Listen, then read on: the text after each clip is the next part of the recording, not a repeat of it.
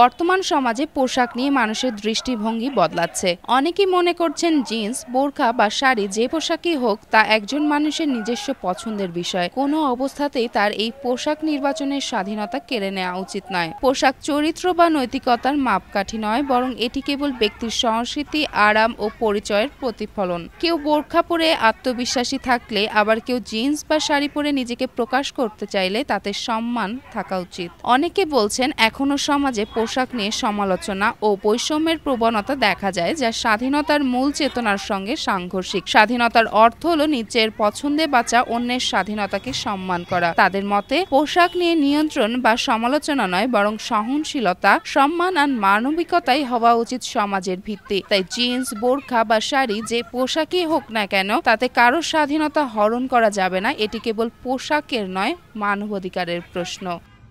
যেমন ফারিয়া, জনকণ্ঠ।